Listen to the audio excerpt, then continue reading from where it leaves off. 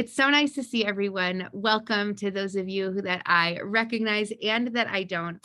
I'm Rabbi Emily Hyatt from Temple Emanuel, and we had the privilege of partnering with Valley Beit Midrash for this. This is our second program in partnership with Valley Beit Midrash, and we're so excited about all of these opportunities that we have to learn with so many amazing people that we would never have the chance to learn with if we were not doing this program. And so we're going to jump right in and give the full hour to my friend and colleague, Rabbi Morris Panitz.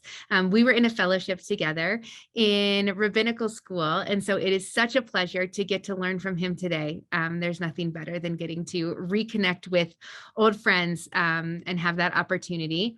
And Rabbi Panitz is the Assistant Rabbi at IKAR, which is a really fabulous and sort of groundbreaking Jewish community in LA that's looking at the world just a little bit differently. And so it's really fun also to see how that is evolving. And he has an amazing bio, which I'll let him tell you about if he wants to and share all of that, including a whole lot of work with the environment and the earth, which we know is very important to us out here in Colorado. We're very, into that.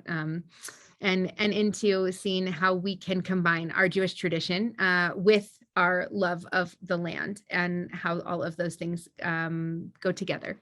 And so I'm really honored to be here, really excited to be a part of this class. Rabbi Panitz is talking to us about some of the texts that if you are a Temple Emanuel member, we might not be quite as familiar with. And so I'm thrilled to see where we go. And see what we can learn in the next hour. So with that, I will stop talking, hand it over to Rabbi Panitz. Thank you so much for being with us and for teaching us today. Thank you, Rabbi Hyatt.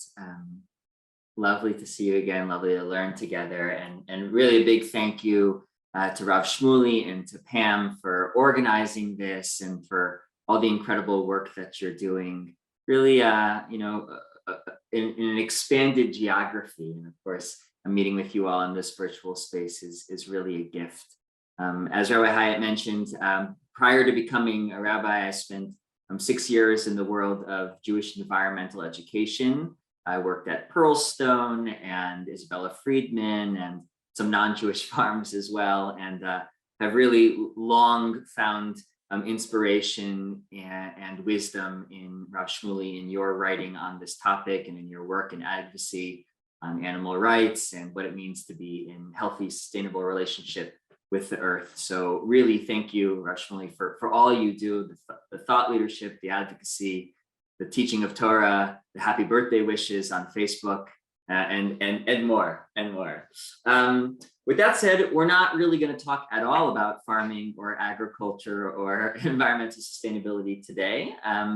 We're going to really spend some time with a difficult text, with a text that explores the inner world of God's emotionality, a text that explores what it means to try to connect to God through grief and sorrow and pain, and a text that really highlights the chutzpah, the holy nerve of our tradition and of our people as we enter into dialogue with God about all sorts of suffering that exists in the world.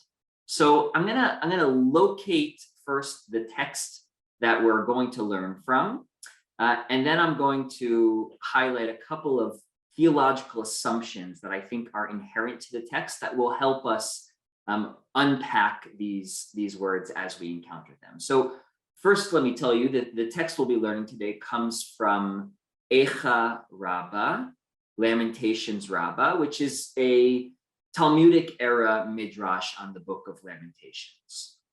So while Eicha, Lamentations itself, is particular to the destruction of the first temple in Jerusalem, liturgically, Eicha becomes associated with Tisha B'Av, the 9th of Av, the fast day in which we commemorate the destruction of both the first temple and the second temple, and a whole host of other tragedies that have befallen the Jewish people.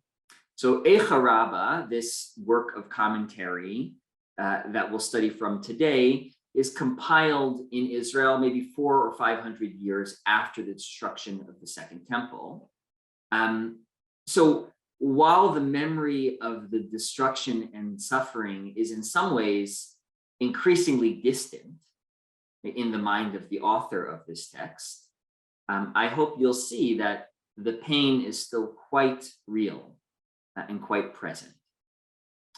Okay, 2 theological assumptions from which our text grows that I think they need to be articulated from the onset, in part because they represent theologies that haven't always been in the mainstream of Jewish thought. And in fact, have even been significantly challenged at various points in Jewish history. Okay, so theological assumption number 1. And I think the inherent danger within it is actually best expressed, I'm going to take us on a little journey here, using a verse from Isaiah, the prophet Isaiah 63, chapter 63, verse 9. I'm going to read you just the relevant part of the verse, first in Hebrew, and then you'll see I'll take my time translating it because that's where the fun lies. So the verse is, B'chol tsarotam lo tsar. B'chol tsarotam lo tsar. So if you looked at this verse in a Bible, you will likely see 2 different spellings of the word lo, the Hebrew word lo. And 2 different spellings, I should say, that lead to radically different translations of this verse.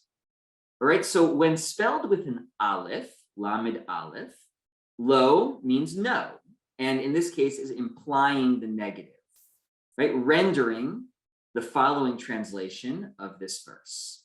B'chol tsarotam, in all of the people Israel's afflictions, lo tsar, God was not afflicted.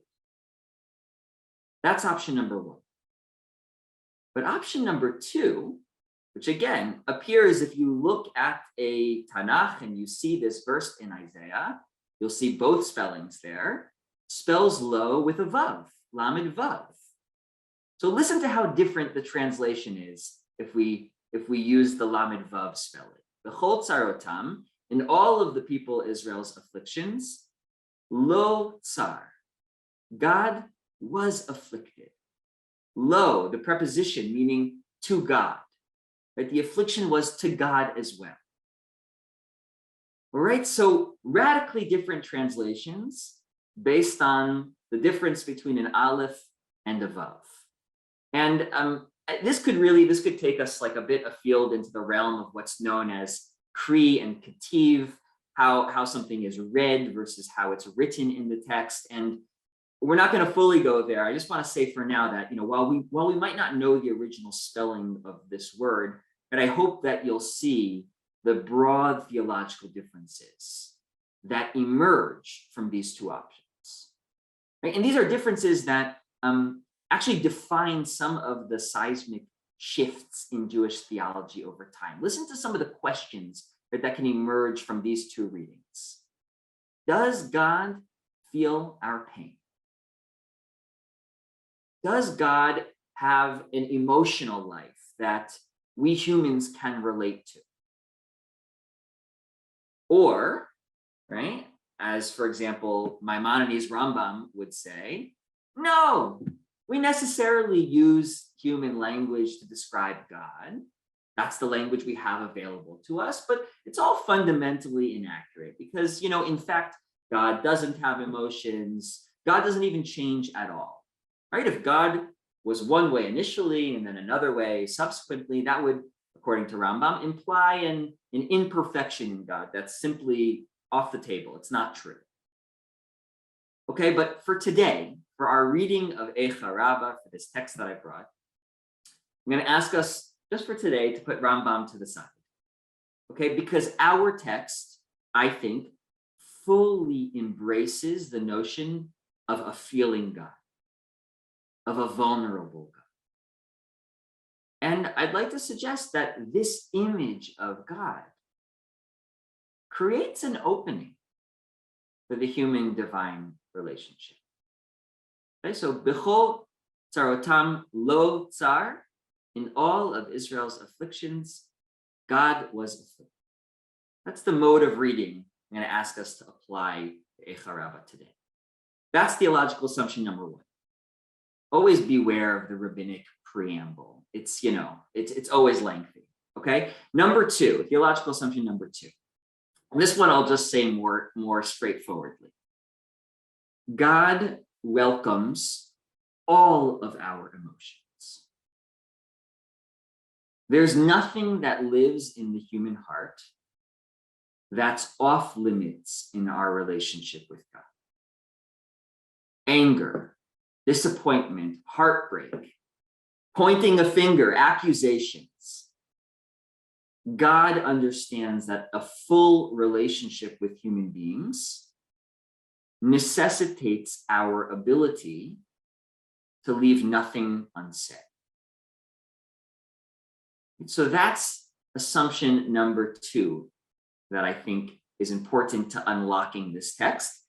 And I'm warning us a little bit because we're going to see, I think, some striking examples of both of these assumptions, striking examples of the emotional suffering, grief-laden God, and striking examples of saying things to God that you might squirm in your chair a little bit, right? Because they're quite daring, but that's maybe the point. Right? We need to be able to say these things out loud, and we need to be able to say them to God if we're going to have a full relationship with God. Okay? I should have said this at the beginning. Please, please, please feel free to put your questions or comments into the chat. And we're a relatively small group, so I'll pause at various points in the presentation of the text because I want to hear what you're thinking, what you're feeling, what you're understanding or not understanding from this text, and that'll make this feel a little bit more like Beit Midrash, right, where we're learning together and wrestling with this text together. So as I said before, the text that we're learning comes from Eicha Rabbah, Lamentations Rabbah, and it's from a section of that text known as the Petichta, which is the opening section. Talk about long preambles. Eicha Rabbah has a particularly long preamble with a whole bunch of what's called proems, which was a word I looked up a couple of hours ago. And it's basically an introductory remarks. So this is Proem 24. All right, in Eicha Rabbah and Lamentations Rabbah, and it's a long, long text that is still long in terms of what I'm going to share with you today, but it is excerpts from this particular proem that we're going to be learning together. All right, without further ado, let me share my screen. So does everyone see the source sheet in front of you? Give me a thumbs up if you see it. All right, and all you see is the source sheet. We're good? Okay. All right, so let's dive into this text together. I'm mostly going to read in English, although I've included the Hebrew. Occasionally I'll pull a Hebrew phrase, if I feel that it really adds to our understanding of our learning. Okay, here we go. When the enemy entered the temple and burnt it, the Holy One wept and said, "Woe is me! What have I done? I caused my presence to dwell below on earth for the sake of Israel, but now that they have sinned, I have returned to my former habitation." God's presence has left the temple and returned to heaven. God forbid, heaven forbid, that I become a laughingstock to the nations. At that time, Metatron came, fell upon his face, and spoke before the Holy One, "Sovereign of the universe, let me weep instead of you." God replied, "If you don't let me weep now, I will retreat to a place that you have no permission to enter and will weep there. As it is said in Jeremiah, if you don't hear it, my soul will weep in secret. B'mistarim tivke nafshi." Okay. So already so much going on, right? So I want to just highlight right from the onset, right off the bat, we encounter a God who is crying. And we need to say that out loud, just to appreciate that this is not typically how we encounter God in our texts. A God who is weeping, and not only that, but who is expressing despair, who's expressing regret. Oily, Masiti, what have I done? What have I done? Right, but we almost then immediately see God almost replying to God's self. What have I done? But there's a covenant, God is reminding God's self. There's a covenant and it's been broken. It's as if God's hand has been forced, right? Both because of the terms of the covenant. If the people don't follow God's mitzvot, there are consequences. In this case, the consequence being the destruction of the temple and God lifting God's presence from the Beit HaMikdash, right? But you also see, an image of God that we see in the Torah as well. God who's worried about bad PR. I hate to say it that way, but that God shows up with that voice in the Torah as well, right? What will the other nations think of me? Heaven forbid that I become a laughingstock to the nations, right? And in comes Metatron. We could have a whole nother class on who is Metatron and all of the bizarre situations in which Metatron appears in our tradition. But for now, I just want you to know that Metatron is in the upper echelon of angels. And really, I would say has an access card to God that's like, I don't know. Only several of these access cards are given out. This is really restricted area that Metatron has access to, right? And Metatron sort of says something strange. Right? Let me weep for you. But why? Why is Metatron saying? What's driving this angel's statement? Is Metatron concerned for God? Is there empathy? The thought of God crying is too much for Metatron to bear. Is Metatron afraid? What happens to the world when God cries? Do the waters shake? Is our equilibrium disrupted? Right, but we have to sort of acknowledge or admit here, and God's response, I think, helps us say this. Metatron makes for a lousy chaplain. Right? That's not what you say to someone who is distraught. You don't say, "Don't cry, I'll cry for you." There's much better options out there. Right? And God is really not interested in somehow deferring or transferring God's tears or God's grief to someone else. God needs to feel God's feelings. And we know that because God basically says, if you don't let me do this, I'm going to go somewhere where your access card doesn't have permission to go. And I'll just note that this use in Eicha Rabbah of this quotation from Jeremiah also picks up on something that we see in the Talmud in Tractate Chagiga, in which Rav Shmuel Bar Inya says in the name of Rav that God has a place where God cries. God has a special place. God has a crying room, and its name is Mistarim. Right? And Mistarim is like the word Hester, concealed, a secretive place where God goes and cries. So that's what God says to Metatron. But as we'll see, God is really not interested in crying alone. God is not interested in grieving alone. Right? God is interested in sharing God's grief or in being connected God's children through that grief. So let's move on to see where we go from here. We've got a lot of parts. I'm going to move way quicker through this text than is responsible, but that's what we're going to do. All right, part 2. The Holy One said to the ministering angels, "Come, let us go together and see what the enemy has done in my house." God and the ministering angels went with Jeremiah leading the way, Jeremiah being the prophet that the rabbis attribute the book of Eicha to, the prophet who lived through the destruction of the first temple.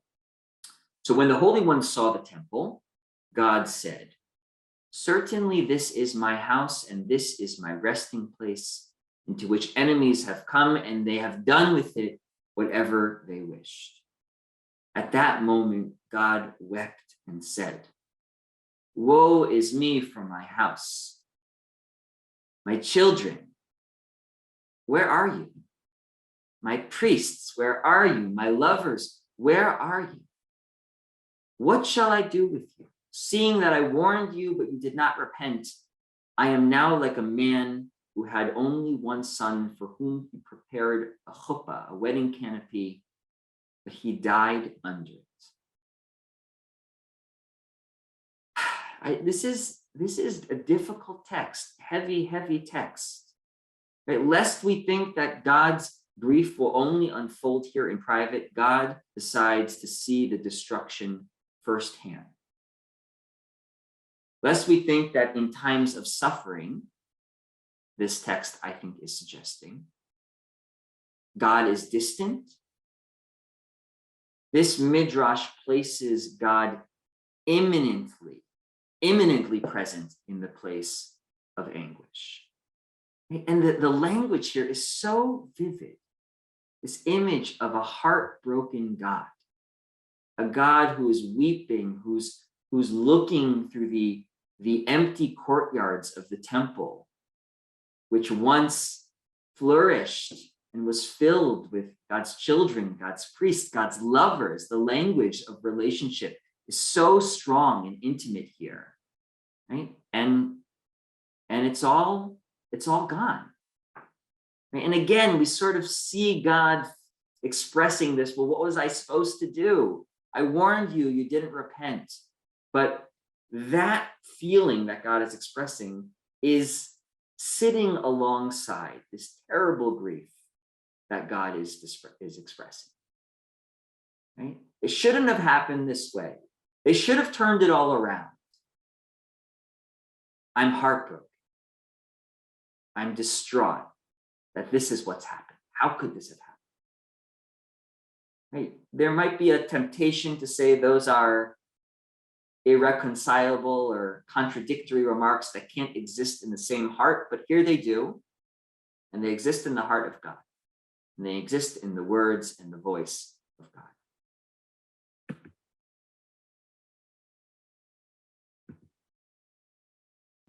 Part 3. God turns to the angels and says, "Do you feel no anguish for me and my children? Go, summon Abraham, Isaac, Jacob, and Moses for their graves, for they know how to weep." Jeremiah went to the cave of Machpelah, which is where the patriarchs are buried, and said to the patriarchs of the world, I've sort of excerpted here, right? And then Jeremiah goes to the bank of Jordan for Moses, "Arise, for the time has come when your presence is required before the Holy One." And when the patriarchs and Moses inquired the reason why is God calling us on this day? What does God need from us? The ministering angels replied, "Have you not heard? The temple is destroyed and Israel has gone into exile." The patriarchs and Moses cried, ripped their garments, placed their hands upon their heads, and cried out and wept until they arrived at the gates of the temple. When God saw them, immediately, as it says in Isaiah, "In that day did the Lord call to weeping and to lamentation, the baldness to wearing sackcloth." And then listen to this sort of statement of transparency, right, from the mind of the author of this text. Right? The author has just written this and then feels the need to sort of include this caveat. Were it not explicitly stated in scripture, it would be impossible to say such a thing, but they went weeping from one gate to another. God and the patriarchs and Moses are weeping, moving from one gate to the next in the area of the temple. And God says, woe to the king who succeeded in his youth, but failed in his old age. All right, so where Metatron and the angels have failed, or perhaps what they're not capable of, right, in their capacity for empathy and shared grief, that's where the patriarchs and Moses are called upon. And I'll just point, it's sort of a strange aside in the text. I excerpted this out, but basically when God says, go summon Moses, Jeremiah says, well, I don't know where Moses is buried because no one knows where Moses is buried. And then God says, oh yeah, good point. All right, just go to the banks of the Jordan and say, son of Amram, arise, and that'll be sufficient, right? You can sort of see like the rabbis anticipating the question that's going to be asked and then saying, oh, no, don't worry. It's okay that we don't know where Moses is buried. Just go to the right general vicinity and he'll hear the call, right? And the author of this text takes this quote from Isaiah, right, which seems in its literal and its plain meaning, its contextual meaning, to not be about God mourning, but God issuing a proclamation for the people to mourn, and reads it as inclusive of God. Right? It's not just God calling for a day of mourning, but joining in the mourning. Right? And the image here, again, is so descriptive. It's so vivid. Right? God, the patriarchs, Moses, the angels are walking on ground zero, having witnessed the destruction, right? Presumably seeing dead bodies scattered, and weeping and grieving and engaging in all the signs of mourning together, one gate after the next. So I'm going to stop my share for a second so we can see each other a little bit more fully. I guess my big question for us, right, having encountered a text that maybe demonstrates a theology that's perhaps somewhat new or daring for some of us, the question is, how does it change how we relate to God if suffering is a shared experience? How does it change how we relate to God if suffering is a shared experience? Right? Does the image of a God who is weeping and beating God's chest and ripping God's clothing, does that threaten our perception of God's power, God's omnipotence? Or does it actually do the opposite? Right? That it presents an image of a God who is deeply relatable, a God who we can access through the shared point of grief. I'd love to take in two answers, and then, boy, oh boy, does an hour move quickly. We'll move on to the next part of our text. So Rabbi Singer, and I think Lauren, is that a hand I see? Okay, great. And you can call me Suzanne. Actually, to tell you the truth, I have a different reaction. Maybe it's because I read David Blumenthal's Facing the Abusing God, but it feels like an abuser who, is so sorry, but is still going to keep abusing because like all of this is God's fault in the first place. Sorry, it's kind of cynical. Thank you, Suzanne. Right. So one of the deep challenges that we modern Jews need to wrestle with are the different prevailing theologies at different moments in Jewish history, right? And one of the theologies that is really a dominant theology, right, through the Deuteronomic history and through many of the writings of the prophets, right, is a sort of a cause and effect theology, right, in which if you do good things, God rewards us and keeps us safe and keeps us in the promised land and stays close, right? And if we do the opposite, if we turn our hearts astray, right, the rain will not come and all sorts of terrible consequences will fall upon us. And I would suspect that many of us struggle with that theology, maybe even bristle at that theology. And it might feel like a theology that doesn't speak to our experience of justice in the world, our experience of how the wicked might prosper and the righteous might suffer, right? And really question what kind of God is it on the other end of that equation? Right? Why is God so heavy-handed at certain moments and then seemingly absent at others? And so, Suzanne, all that's to say, I don't have a I'm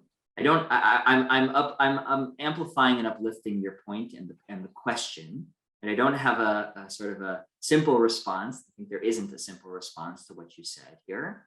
I think that the way the text itself would respond, right, is to say, look, like it or not, there is a covenant. And the terms of the covenant spell out clearly that if the people Israel break their terms, there are consequences. And this text is just showing us that while on the one hand, God feels bound to the terms of the covenant, which is interesting and curious, right? Isn't God in some ways the author of those terms, right? And we might question the terms that are spelled down. God simultaneously feels grief over the need to follow through on the terms of the covenant. We might not like that, but I think that's how the text might respond. But I also just want to say, because this will then eventually, after Lauren shares, transition us into the second space, the second theological assumption, the second part of this text, is that, Suzanne, I think exactly what you said is a good example of theological assumption number 2, right? Which is that our relationship with God needs to be big enough that we can say anything. If what you said is off limits, then we've made God smaller. So thank you for saying. Lauren. I see it differently. So I think it shows us how invested Hashem is in the covenant.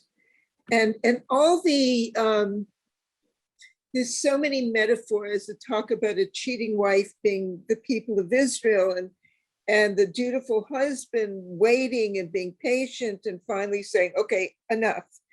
And I think it gives a much more empathetic view of Hashem. I mean, I grew up with, fire and brimstone kind of idea, like, you do an avera and a piece of lightning will hit you. But I think it's a more empathetic and compassionate view of Hashem, because Hashem is grieving over what had to be, because the people, they broke the covenant. They went too far. They stomped on the marriage contract. That's how I see it. Yeah, thank you, Lauren. So, I might add here, and now I admit that I'm projecting my theology onto this text, right?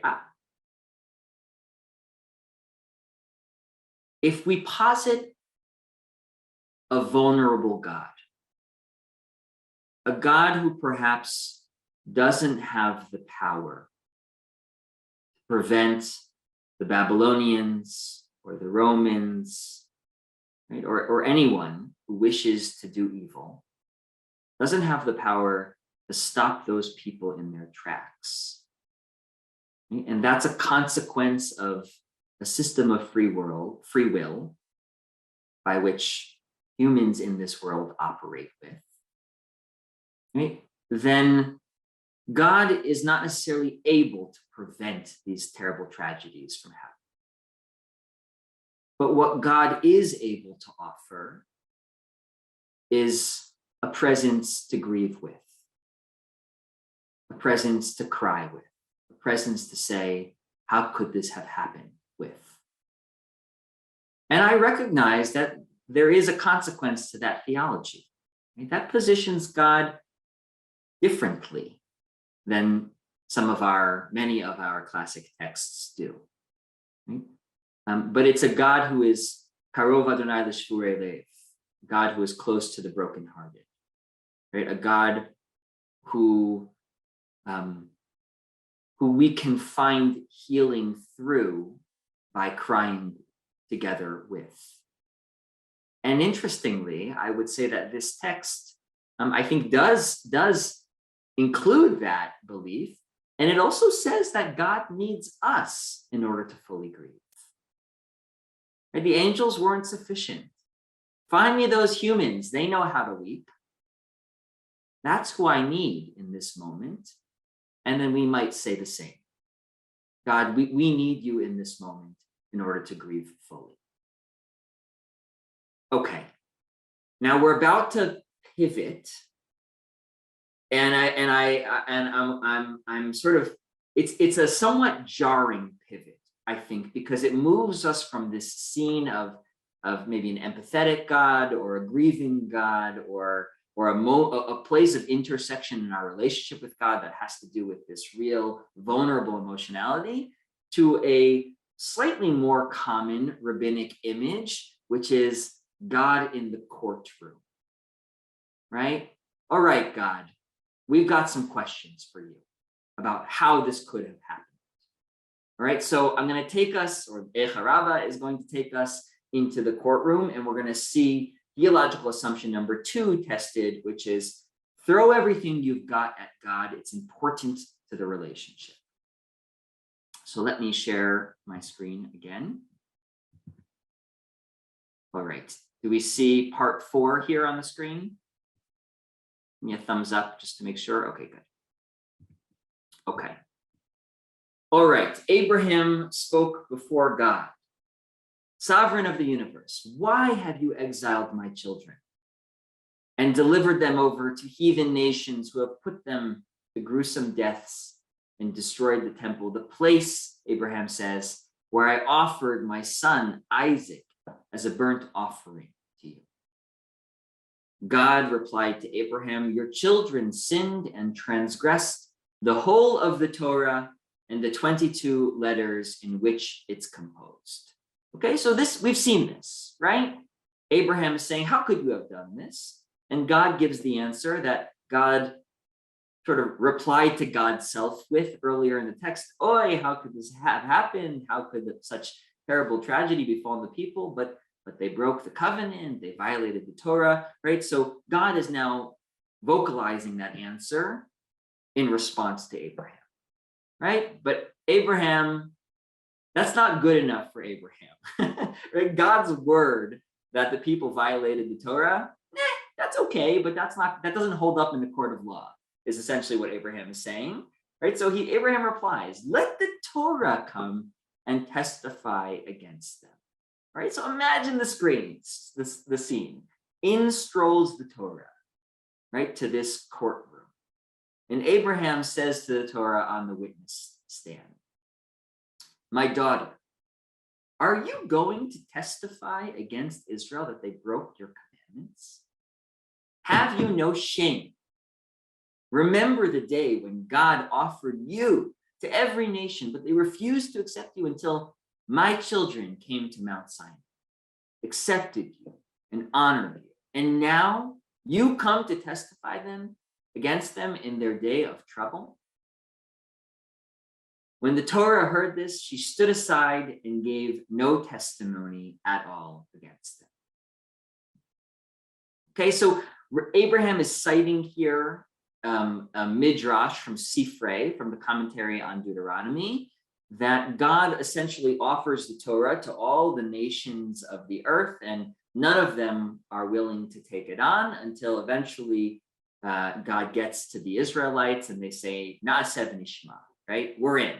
We accept this Torah. We're going to take it on and follow its rules and enter into the covenant.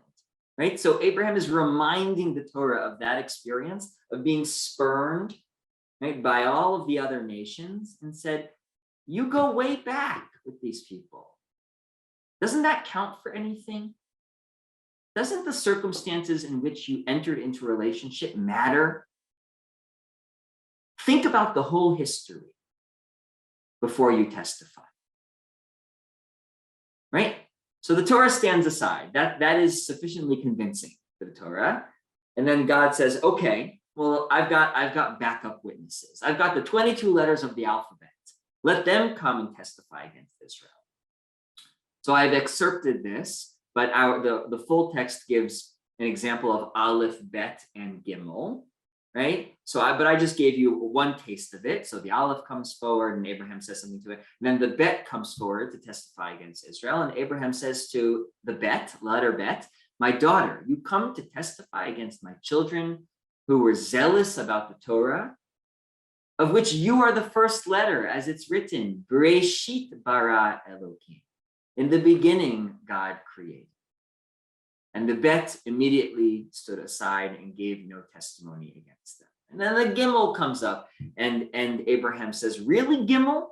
It says in the Torah, Gidilim ta'aselach, that the Israelites should make tzitzit, and only Israel fulfills the commandment of tzitzit. Are you really going to testify against the only nation that upholds you? So this is an interesting strategy. We're going to see a couple of different strategies that are used here, but we might say, like, Abraham, the defense attorney, is sort of using the tactic of, we have a relationship here, right? And factor in that relationship, Torah, factor in that relationship when you think about testifying against Israel. All right, I'm going to move on. There's definitely more to say here, but the time is short, okay? So part 5, Abraham thereupon began to speak before the Holy One, saying, Sovereign of the universe, when I was 100 years old, you gave me a son. And when he was 37, you ordered me, offer him as a sacrifice before. I steeled my heart against him, and I myself bound. Will you not remember this on my behalf and have mercy on my children? Right? So Abraham stands up in front of God and says, God, you asked me to do the unimaginable, the Akedat Yitzchak, the binding of Isaac, and I did it.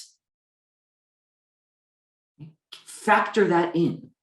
Think about that. Remember that and have mercy on my children. Right? So Isaac does a similar thing. Jacob does a similar thing, right? Pleading with God on the account of the time he spent in Lavan's house. Moses does a similar thing, saying, Sovereign of the universe, was I not a faithful shepherd to Israel for 40 years, running before them like a horse in the desert? When the time arrived for them to enter the promised land, you decreed against me that my bones should fall in the wilderness. Now that they are exiled, you have sent for me to lament and weep over them. This bears out the popular proverb, I derive no benefit from my master's good fortune, but suffer from his bad fortune. Okay, so Abraham, Isaac, Jacob, and Moses all come before God and said, essentially, you owe us one. We were faithful servants to you. We did everything you asked of us. And in Moses' case, and I still didn't get my reward. And now you're asking me to come grieve with you. Well, I'll do that, but I need you to hold up your end of the bargain and remember all that I did for you and extend that memory into mercy. Extend that memory of our relationship into the present generation.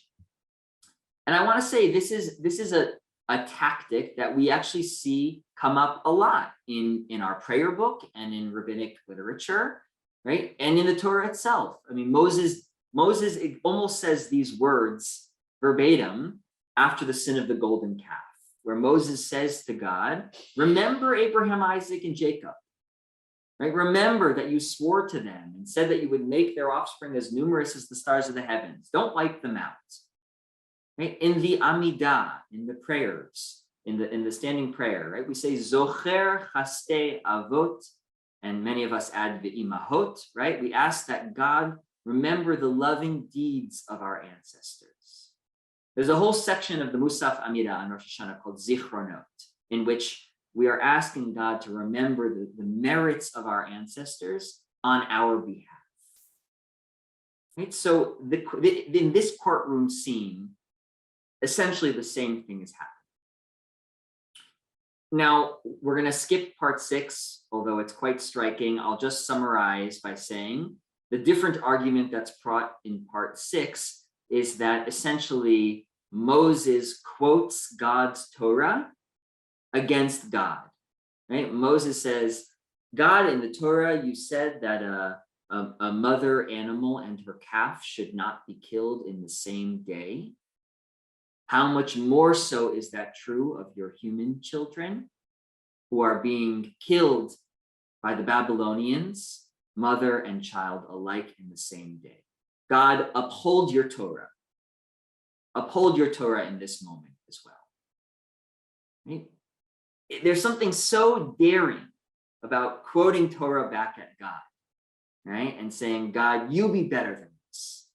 Follow your own word. Okay. Part 7. At that moment, the matriarch Rachel broke forth into speech before God and said, Sovereign of the universe, your servant Jacob loved me exceedingly and toiled for my father on my behalf for 7 years. When those 7 years were completed and the time arrived for my marriage with my husband, my father substituted my sister in my place. I suppressed my desire and had pity on my sister that she should not be exposed to shame. I delivered to my sister everything she needed to trick Jacob into thinking that it was me, that Leah was Rachel. And I even went beneath the bed upon which he lay with her, and I made all the replies in order that he should not recognize my sister's voice. I did her a kindness, was not jealous of her, and did not expose her to shame. So let me just back up for a moment, because this is a little strange, right? So this midrash is quoting a midrash that we see in the Talmud, in the tractate of Bava Batra, in which basically the rabbis imagine that when Lavan substitutes Leah for Rachel on the night of Jacob's wedding with who he thought was Rachel, Rachel is essentially in on the trick and helps her sister out by communicating everything that Leah would need to know in order for Jacob to think that the woman that he was with, the woman that he was sharing a bed with, was in fact Rachel and not Leah. So much so that Rachel hides under the bed and uses her voice to make it seem like Leah is Rachel. Okay, this probably leads us to some questions about just exactly what Jacob was or should have been aware of, but we'll put those to the side just for today and recognize that in the purpose of this text, Rachel is saying, I was devoted to my sister, but I didn't want to expose her to shame. I didn't want to, have her uncovered in this moment. And Jacob realized that, that he had been deceived. And Rachel is saying this to God. I did this for my sister. I wasn't jealous of her in that moment. I suppressed my own desire to be married to Jacob in this moment and gave Leah her place. And now she turns to God and says, if I, a creature of flesh and blood, formed of dust and ashes, was not envious of my rival, and did not expose her to shame and contempt, why should you, God, an eternal and merciful King, be jealous of idolatry in which there is no reality, and exile my children and let them be slain by the sword? Immediately, the mercy of the Holy One was stirred, and God said, for your sake, Rachel, I will restore Israel to their place. And so it is written from Jeremiah, Rachel is weeping for her children. She refuses to be comforted for her children because they are not. And then the very next pasuk, the very next verse is, Thus said God, refrain your voice from weeping. Your work will be rewarded. There is hope for your future, and your children will return to their own border. All right, so we have about 10 minutes. So I'd love to pose the question to the group, right? Rachel, who is not summoned, right? Rachel is not called upon by God, right? Who but is somehow, is observing this scene in the courtroom, seeing that nothing is working, seeing that God remains unconvinced by all the arguments of our relationship with Torah, the arguments of zchut avot, the merits of our ancestors, the arguments of quoting the Torah back against God, right? Rachel can have it no longer, and she bursts into the courtroom and impassionately delivers this argument based on her own experience with her sister and with her husband, Jacob. And so my question is, why is this the winning argument? Why is it that what Rachel says moves God to mercy, moves God to say, the exile is temporary, the suffering will pass, my children will be returned to their borders, my children will return to the land of Israel? And I have to say, I feel a certain emotionality also sharing this teaching on Yom HaZikaron and on the precipice of Yom HaAtzmaut, in which we think about yet another fulfillment of returning our sons to their borders. And so what is it? What is it about what Rachel says, do you think, stirs the Holy One? A mother's tears, the irresistibility of a mother's tears. Yeah, Lauren, I think that's quite powerful, right? And it recalls that God says, I'm looking for someone to cry with. And yes, the patriarchs cry with God initially, right? But that was sort of in part one, right? Now in the courtroom, when the men get all tactical in their arguments, right? What is the image of Rachel? Rachel is crying on the road, refusing to be comforted, right? And maybe God recognizes that emotionality and relates to it. Not doing tit for tat as God does. Suzanne, would you say more about that? Well, Rachel says that, she could have been jealous and she could have, taken revenge. Not that God is taking revenge, but God is punishing for, a transgression. And she's saying, I'm doing what I think is right, whether or not, I'm going to be, giving back what somebody deserves. She's taking herself out of that sort of lex talionis equation. Right. Oh, I love that. Right. There's a certain element here, which is God, let's break the cycle together. Right? Let's break this cycle. Right. I found the resolve within me, right, to not go tit for tat, to not let my lesser side prevail, and to rise to the moment and have compassion for my sister, and to recognize that this is what the moment requires, but right, tomorrow will be a different day. And together, let's try to adopt that paradigm. Beautiful. Thank you, Suzanne. Other reflections, either about, what makes Rachel's argument so convincing, or the broader dynamic here, right? What exactly is going on in this courtroom scene that you might carry with you as you think about a relationship with God moving forward?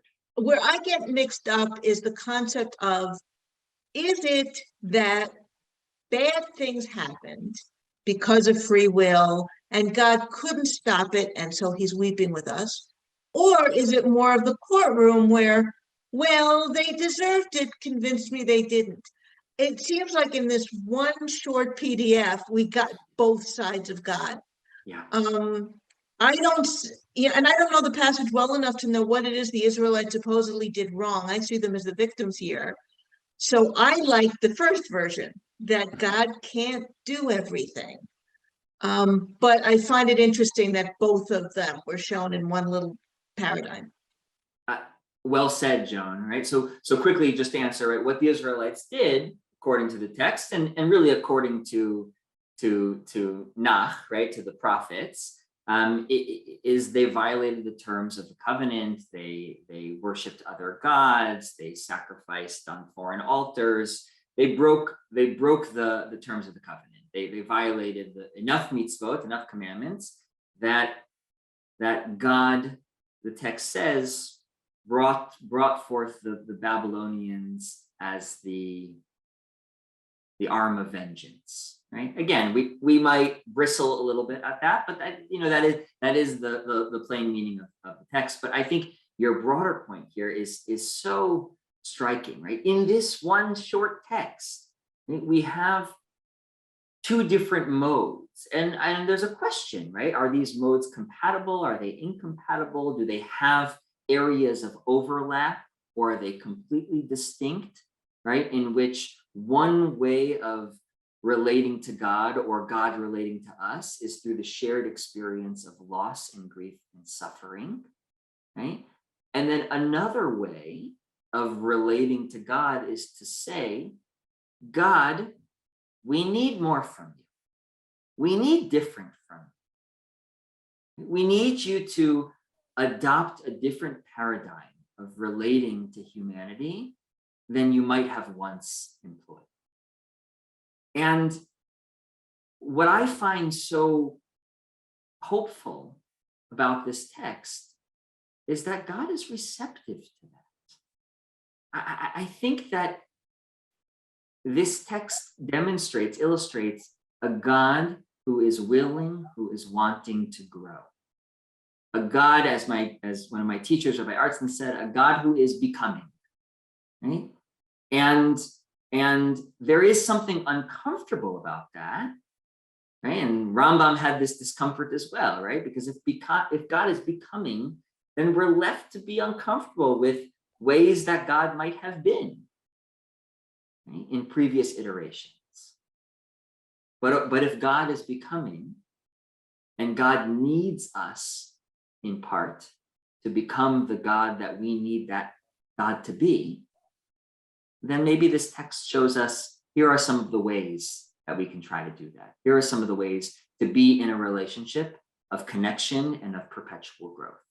Friends, I think with that, as the clock strikes 2 West Coast time, I will close this space, or I'll at least turn it over to my fellow hosts, just with some deep gratitude for you all, for coming together and for learning and for wrestling with this complicated, complex, but I hope heart expanding text from Eicha Rabbah. Thank you so much, everyone. But I think Lauren, you promised Lauren something quick. Oh, you're right. I wanted to say something. I did. I'm sorry. Lauren, did you have one last question? Okay, it's not a big deal, but I just want to put it out there that Rachel was interesting because she was Dafka the one, although it's pre-Sinai, but she stole some of the idols from her father's home and was caught with it. So, and yet, I think somewhere that you could do a real void on this. And yet, the people, Dafka, were the Israelites. Dafka blew it completely with the covenant because they worshipped idols, and they went as far as like putting their children through Malach. However, I was thinking about Rachel's son, Yosef, was like probably the most menschlich of all the kids, right? He was in Egypt. He didn't succumb to temptations. He was a great example of a Jew in diaspora. So I think between that and just the unconsolable crying of Rachel, that Rachel was the one to be the one to successfully speak for the people. I just wanted to throw it out there. That's beautiful, Lauren. And I would add to that, right? right? If we think about the arc of Rachel's life, right, her life tragically ends in childbirth. Right? She dies as Binyamin, as Benjamin is born. And I can't help but think about the connection between that experience and what God says earlier in this text about God's son dying under the chuppah, right? And wondering if there is, right, part of this, the empathy, part of the shared experience that Rachel knows firsthand and God is describing in this moment, are finding commonality in that experience. Okay. Well, with that, thank you very much, Rabbi Panitz. This was a very meaningful time together. Thank you for all of you that attended and our co-sponsor, Temple Emanuel and Rabbi Hyatt. And we'd love to have you join us again. We're going to be teaching at the same time tomorrow and a couple times next week. So thank you so much and have a wonderful day. Thanks, Pam. Thanks, everyone.